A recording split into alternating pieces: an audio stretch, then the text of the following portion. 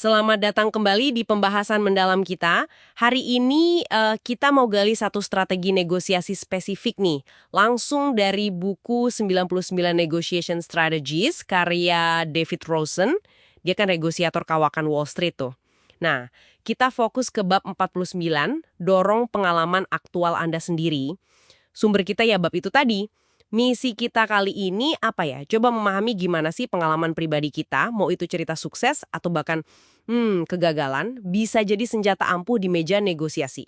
Kedengarannya mungkin biasa aja ya, tapi kayaknya ada kekuatan tersembunyi di baliknya. Oke, mari kita bedah ini yuk. Inti dari strategi ini sebetulnya pakai contoh-contoh konkret.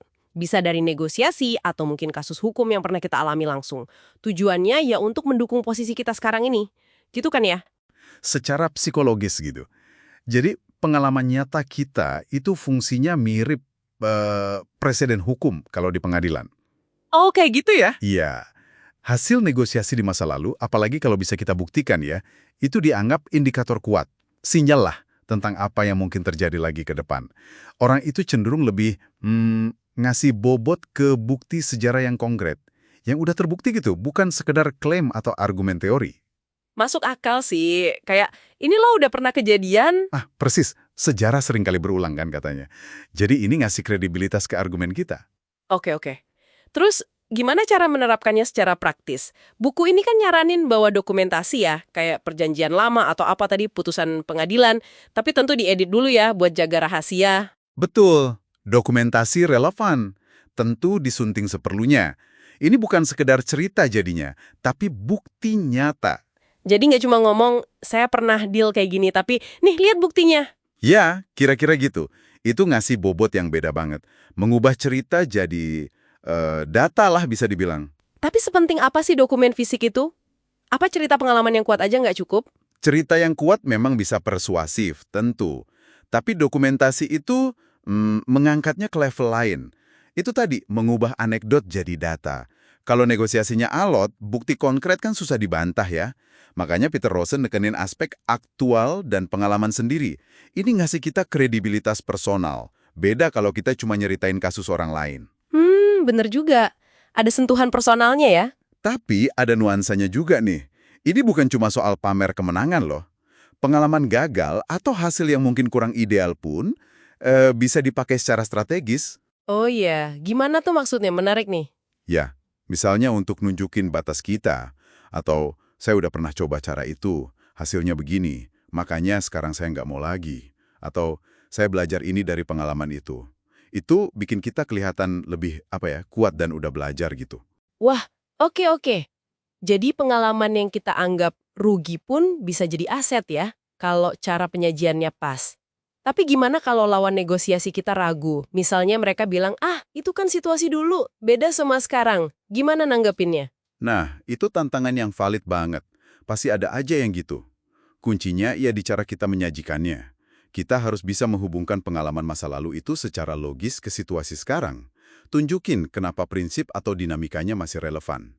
Berarti argumen penghubungnya harus kuat ya? Harus kuat. Dan disinilah dokumentasi bisa bantu lagi. Kalau kita bisa nunjukin pola hasil yang konsisten di situasi mirip, argumen sekarang beda jadi lebih lemah kan? Intinya sih, ini bukan soal sombong ya, tapi nunjukin pemahaman mendalam berdasarkan pengalaman yang teruji. Dan tentu, seperti kata buku itu juga, kerahasiaan harus dijaga. Menyajikan bukti ya harus etis dan profesional. Oke, jadi ini benar-benar mengubah cara kita lihat CV negosiasi kita ya. Bukan cuma daftar deal, tapi kayak gudang bukti presiden pribadi kita ya. Tepat, gudang bukti. Dan gudang bukti itu ngebangun kredibilitas jangka panjang loh.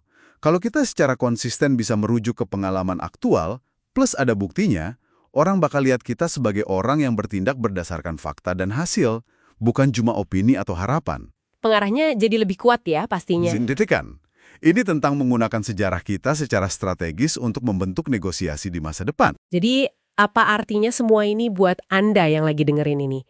Intinya sih, jangan pernah remehkan nilai pengalaman Anda sendiri dalam negosiasi. Itu bukan cuma kumpulan cerita masa lalu, tapi aset strategis yang bisa ngasih bobot signifikan pada posisi Anda. Iya, Betul banget. Ini bukan tentang nyombongin diri, tapi tentang pakai bukti faktual dari perjalanan Anda untuk bangun kasus yang kuat.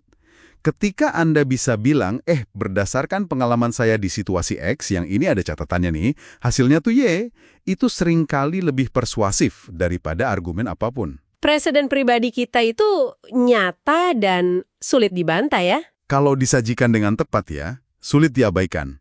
Oke, nah sebagai penutup nih, ada satu pertanyaan buat Anda renungkan. Pengalaman spesifik mana dari masa lalu Anda bisa keberhasilan besar, bisa juga pelajaran penting dari situasi sulit yang bisa mulai Anda dokumentasikan atau organisir sekarang. Gimana caranya Anda bisa mulai bangun gudang bukti presiden pribadi Anda sendiri untuk negosiasi ke depan. Ini mungkin langkah kecil, tapi dampaknya bisa besar loh. Sampai jumpa di pembahasan kita berikutnya ya.